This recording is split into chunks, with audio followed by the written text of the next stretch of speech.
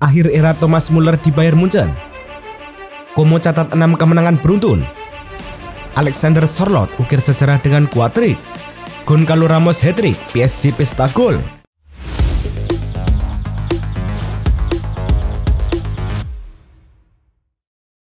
Halo Soccer Mania, kembali lagi di Blessing Soccer News. Kali ini kami sudah siapkan berita-berita terbaru seputar dunia sepak bola. Tentunya untuk kalian semua, selamat menyaksikan. Partai Major League Soccer antara Minnesota United versus Inter Miami digelar di Stadion Allianz Field. Tim tamu yang berjulukan The Herons itu ketinggalan 0-2 pada babak pertama lantaran kemasukan gol-gol Bongoku Lee Hyung-wane di menit ke-32, Anthony Markanich di menit ke-45+2. Lionel Messi sempat membuka asa Inter Miami untuk bangkit berkat sumbangan golnya di awal babak kedua, persisnya menit ke-48. Keunggulan kubu tuan rumah bertambah setelah Marcelo Huijsen membuat gol bunuh diri pada menit ke-68. Selang 2 menit, Robin Lod menit ke-70 masuk papan skor dan memastikan Inter Miami menderita kekalahan 1-4. Kekalahan dari Minnesota United menegaskan tren kurang menyenangkan Inter Miami. Bayer versus Gladbach pada laga lanjutan Bundesliga berlangsung di Allianz Arena. Bayer tampil menekan sejak awal laga. Keane bisa membobol gawang Gladbach pada menit ke-31. Olis menutup kemenangan Bayer pada laga ini berkat golnya di menit ke-90. Olis membobol gawang Omlin usai menyontek bola umpan Leroy Sané. Hasil ini membuat The Bavaria semakin kukuh di puncak klasemen dengan 79 poin. Gladbach berada di posisi ke-9, mereka meraih 45 angka. Fulham versus Everton berlangsung di Craven Cottage. Umpan silang Emil Smith-Rowe di sisi kiri berhasil dimanfaatkan Raul Jimenez untuk membawa Fulham unggul. Lemparan jauh ke dalam kotak penalti Fulham menciptakan kemelut dan tembakan rendah Vitality Mikolenko masuk ke gawang. Namun, The Toffees berbalik unggul ketika Michael Keane menyundul bola tanpa pengawalan di tiang jauh pada menit ke-70. Belum sempat Fulham bangkit, Leno kembali harus memungut bola dari gawangnya setelah Beto berhasil mencetak gol ketiga Everton. Dengan hasil ini, Fulham kini mengumpulkan 51 poin di peringkat ke-11 klasemen Liga Inggris, sementara Everton punya 42 poin di peringkat ke-13. Aston Villa versus Bournemouth berlangsung di Vitality Stadium. Babak pertama dimulai dengan tempo yang cukup hati-hati dari kedua tim. Seiring berjalannya waktu, Aston Villa mulai mendominasi pertandingan. Kebuntuan akhirnya pecah di masa injury time babak pertama ketika Oli Watkins dengan cerdik membelokkan umpan silang Morgan Rogers ke gawang Bournemouth. Kemenangan ini membuat Aston Villa memiliki poin sama dengan Newcastle dan Chelsea, sementara itu Bournemouth turun ke posisi ke-10 klasemen. Laga Southampton versus Manchester City dalam lanjutan Premier League digelar di St Mary's Stadium. Meski dominan, City tak banyak menciptakan peluang pada babak pertama. City melanjutkan dominasinya pada paruh kedua, meski serangan The Citizen lebih berbahaya, tidak ada gol yang tercipta hingga pertandingan usai. Dengan hasil ini, City kini mengumpulkan 65 poin dari 36 pertandingan di peringkat ketiga klasemen Liga Inggris, sementara Southampton punya 12 poin di dasar klasemen. Wolves versus Brighton pertandingan berlangsung di Stadion Molineux. Gol pertama dicetak oleh Danny Welbeck pada menit ke-28 melalui tendangan penalti yang tenang setelah Matt Swiver diranggar di kotak penalti oleh Matheus Cunha. Gol kedua terjadi pada menit ke-85 ketika Brian Gruda memanfaatkan umpan terobosan dari Simon Adingra memastikan kemenangan 2-0 bagi Brighton. Dengan hasil ini, Brighton kini mengumpulkan 55 poin di peringkat ke-9 klasemen Liga Inggris, sementara Wolves punya 41 poin di posisi ke-14. Lazio versus Juventus berlangsung di Stadion Olimpico. Juventus baru bisa memimpin 1-0 di menit ke-51. Umpan silang Weston McKennie berhasil disambut dengan sundulan Randal Kolo Muani.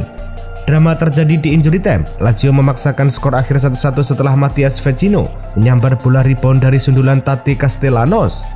Dengan hasil ini, Juventus kini mengumpulkan 64 poin dari 36 pertandingan di peringkat keempat klasemen, sementara Lazio punya poin sama di posisi di bawahnya.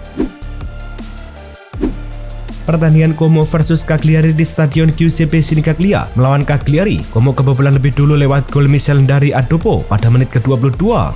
Namun, 10 menit menjelang turun minum, gawang Cagliari yang dikawal Elia Caprile dirusak Maxence Caqueret. Tak butuh waktu lama bagi Como, mereka sukses membalikan keadaan pada menit ke-40+2 berkat gol Gabriel Strefeza. Patrick Cutrone memastikan kemenangan Cagliari dengan golnya pada menit ke-77 setelah menerima umpan terobosan Nico Paz. Berkat kemenangan ini, Como masih kukuh di peringkat ke-10 klasemen dengan 48 poin, unggul 15 poin dari Cagliari di posisi ke-14. Valencia versus Getafe di Estadio Mestalla. Kesengsaraan Getafe di laga tandang semakin dalam saat Valencia mencetak gol cepat di menit ke-8 dengan Pepe Lu mengonversi penalti. Omar Adel Rete memperparah mimpi buruknya ketika ia mengubah arah upaya kaki kiri Diego Lopez ke gawangnya sendiri.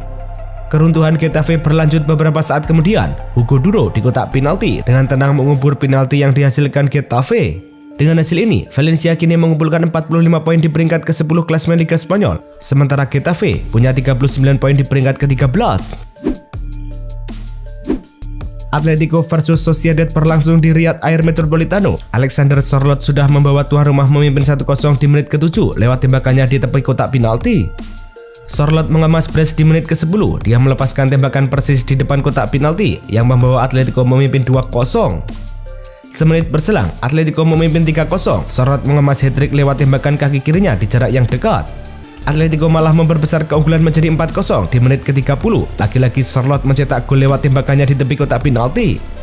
Hasil ini memantapkan Atletico di posisi ketiga dengan 70 poin dari 35 laga, sementara Sociedad punya 43 poin di peringkat ke-12.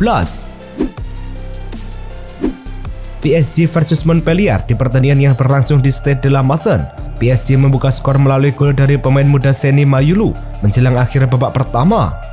Gol kedua PSG terjadi cepat di babak kedua, menit ke-49 melalui Goncalo Ramos, skor menjadi 2-0. Gol ketiga PSG datang dari titik putih pada menit ke-58, kembali oleh Goncalo Ramos dengan tenang mengeksekusi penalti.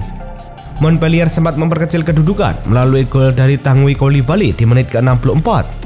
Namun Ramos kembali mencetak gol untuk melengkapi hat-tricknya dan memastikan kemenangan telak bagi PSG. Dengan hasil ini, PSG semakin mengokohkan posisi mereka di puncak klasemen Ligue 1, sementara Montpellier punya 16 poin di dasar klasemen. Thomas Müller resmi mengakhiri perjalanan panjang bersama Bayern Munchen sejak 25 tahun membela klub yang membesarkan namanya. Pemain legendaris ini memainkan pertandingan kandang terakhirnya untuk Bayern, menutup babak karir yang penuh prestasi dan kenangan manis. Selama karirnya, Müller telah tampil dalam 750 pertandingan, mencetak 248 gol, dan memberikan 222 assist. Ia juga menjadi bagian penting dalam keberhasilan Bayern meraih 33 trofi, termasuk 13 gelar Bundesliga, 2 Liga Champions, serta berbagai gelar domestik dan internasional lainnya. Harry Kane kembali menunjukkan ketajamannya sebagai salah satu striker terbaik dunia dengan mencetak lebih dari 25 gol dalam satu musim Liga untuk ke-6 kalinya dalam karirnya. Setelah mencetak 25 gol pada musim 2015-2016 hingga musim 2023-2024, kini di musim 2024-2025, Kane semakin dekat untuk meraih gelar Bundesliga Golden Boot secara berturut-turut, sebuah pencapaian yang sangat dinantikan oleh sang pemain. Pencapaian ini menandai momen penting dalam karir Harry Edwards Kane yang akhirnya menggenggam trofi besar pertamanya di Bundesliga. Como, tim yang baru saja promosi ke Serie A, sedang mencuri perhatian dunia sepak bola. Di bawah kepemimpinan Cesc Fabregas, mereka berhasil mencatatkan rekor yang luar biasa. Como menjadi tim kedua yang baru promosi yang mampu memenangkan 6 pertandingan berturut-turut dalam satu musim Serie A. Setelah Lazio pada tahun 1973, kemenangan demi kemenangan diraih dengan meyakinkan, termasuk saat mengalahkan Monza 1-3, Torino 1-0, Lecce 0-3, Genoa 1-0, Parma 0-1, dan Cagliari 3-1. Performa gemilang ini menunjukkan taktik gemilang dan semangat juang tinggi yang ditanamkan oleh Fabregas.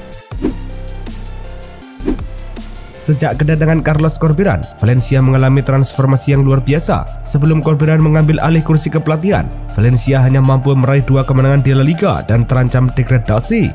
Namun, di bawah kepemimpinan Corberán, Losci menunjukkan performa yang jauh lebih solid dan konsisten. Mereka berhasil mencatatkan 10 pertandingan tak terkalahkan. Menurut laporan dari The Analyst, Corberán berhasil mengangkat Valencia ke posisi 10 dalam expected points per game 1,47. Corberán juga membuat Valencia lebih terarah dalam penguasaan bola. Atletico Madrid menunjukkan dominasinya dengan kemenangan telak 4-0 atas Real Sociedad. Penyerang asal Norwegia Alexander Sørloth menjadi bintang lapangan dengan mencetak keempat gol hanya dalam waktu 30 menit. Yang paling mencengangkan adalah Alexander Sørloth mencetak hat-trick tercepat dalam sejarah La Liga. Sørloth berhasil menjebol gawang lawan sebanyak 3 kali hanya dalam waktu 3 menit 57 detik. Gol-gol tersebut dicetaknya pada menit ke-7, 10, dan 11, memecahkan rekor sebelumnya yang dipegang oleh Edmundo Suarez de Trabanco sejak tahun 1941. Brentford sedang menikmati performa terbaik mereka di musim 2024-2025. Tim berjuluk The Beast ini berhasil mencatatkan 4 kemenangan beruntun di Liga Inggris, sebuah pencapaian yang terakhir kali diraih pada tahun 1939. Kemenangan terbaru mereka diraih saat melawan Ipswich dengan skor 1-0 berkat gol tunggal dari Kevin Scally. Sebelumnya, mereka juga berhasil mengalahkan tim-tim kuat seperti Brighton 4-2, Nottingham Forest 2-0, dan Manchester United 4-3. Dengan performa yang gemilang ini, Brentford kini berada di posisi 8 klasemen sementara dengan raihan 52 poin. Southampton berhasil menghindari catatan rekor poin terendah dalam sejarah Premier League setelah meraih hasil imbang tanpa gol melawan Manchester City di laga kandang mereka. Dengan tambahan 1 poin tersebut, Southampton kini mengumpulkan total 12 poin di musim 2024-2025, 1 poin lebih banyak dari rekor buruk Derby County pada musim 2007-2008 yang hanya mengoleksi 11 poin. Meskipun demikian, hasil ini belum cukup untuk menyelamatkan posisi mereka di Premier League karena Southampton dipastikan turun kasta ke Championship. Aston Villa tengah menunjukkan performa impresif di musim Premier League 2024-2025 dengan mengumpulkan 63 poin sejauh ini dalam 36 pertandingan, hanya terpaut sedikit dari rekor poin tertinggi klub dalam satu musim 38 laga yang mereka raih musim lalu, yaitu 68 poin. Manajer Unai Emery yang kini memimpin Villa memiliki 2 pertandingan tersisa untuk melampaui rekor tersebut dan membawa klub ke level yang lebih tinggi. Selain itu, keberhasilan Aston Villa dalam beberapa musim terakhir tidak lepas dari kepercayaan klub kepada Unai Emery. AS Monaco berhasil melompati Marseille ke posisi kedua klasemen Ligue 1 setelah mempertahankan rekor tak terkalahkan di kandang pada musim 2025 dengan kemenangan 2-0 atas Olympique Lyonnais. Monaco menunjukkan dominasi terutama di babak kedua dengan gol dari Takumi Minamino dan sundulan cerdik Kapten Denis Zakaria yang memastikan 3 poin penuh. Kemenangan ini memastikan Monaco akan berlaga di Liga Champions UEFA. Monaco juga menjaga clean sheet ketika secara beruntun di kandang, sebuah pencapaian yang terakhir kali diraih pada Februari 2022. Setelah 7 tahun berjuang di divisi kedua, Hamburger SV akhirnya memastikan promosi ke Bundesliga. Kemenangan meyakinkan 6-1 atas Ulm menjadi penanda kembalinya klub bersejarah ini ke kasta tertinggi sepak bola Jerman. Hamburger saat ini memimpin klasemen dengan total 59 poin dari 33 pertandingan. Mereka berhasil meraih 16 kemenangan, 11 hasil seri, dan hanya mengalami 6 kekalahan. Sejak terdegradasi pada musim 2017-2018, HSV mengalami masa-masa sulit dengan beberapa kali nyaris promosi, namun selalu gagal di saat-saat terakhir. RB Leipzig dipastikan absen dari Liga Champions musim depan, mengakhiri catatan manis partisipasi sejak musim 2018-2019. Hasil imbang melawan Werder Bremen menjadi pukulan telak, mengunci posisi mereka di peringkat ke-7 klasemen Bundesliga dengan 1 pertandingan tersisa. Secara matematis, mustahil bagi mereka untuk menembus 4 besar. Kegagalan ini menandai akhir dari era konsistensi di kompetisi elit Eropa. Absen dari Liga Champions dapat berdampak finansial, berpotensi memaksa klub untuk menjual pemain kunci. Holstein Kiel dan VfL Bochum harus menerima kenyataan pahit terdegradasi dari Bundesliga setelah mengalami kekalahan yang mengecewakan di pekan-pekan terakhir musim 2024-2025. Bagi Holstein Kiel, promosi pertama mereka ke Bundesliga harus berakhir dengan cepat setelah hanya 1 musim. Kekalahan 2-1 dari SC Freiburg memastikan mereka finish di zona degradasi. Sementara itu, VfL Bochum juga harus kembali ke Bundesliga 2 setelah 4 tahun berada di kasta tertinggi sepak bola Jerman. Kekalahan telak 4-1 dari Mainz di kandang sendiri memastikan nasib mereka. Sporting CP harus menunda pesta juara mereka setelah ditahan imbang 1-1 oleh Benfica. Francisco Trincao sempat membawa Sporting unggul cepat di menit ke-4, namun Benfica berhasil menyamakan kedudukan melalui Kerem Aktürkoğlu di menit ke-63. Hasil imbang ini membuat persaingan gelar juara Primera Liga musim 2024-2025 semakin memanas dan harus ditentukan di pekan terakhir. Sporting yang saat ini memimpin klasemen sementara hanya perlu meraih hasil yang sama atau lebih baik dari Benfica di laga terakhir untuk memastikan gelar juara. Timnas Irak menunjuk mantan pelatih Australia Graham Arnold sebagai pelatih anyar mereka, menggantikan kursi pelatih Irak yang sebelumnya diduduki Jesus Casas. Arnold akan memimpin 2 pertandingan pertama Irak ketika mereka memainkan 2 laga terakhir putaran ketiga kualifikasi Piala Dunia 2026 bulan depan saat menjamu Korea Selatan dan tandang melawan Yordania. Penunjukan Arnold sebagai pelatih membuat pria berusia 61 tahun itu kembali ke dunia kepelatihan setelah 7 bulan menganggur karena berpisah dengan Australia September tahun lalu. Itulah tadi kumpulan berita-berita terbaru dari kami. Simak terus berita-berita terbaru lainnya dan jangan lupa like, komen, dan juga subscribe.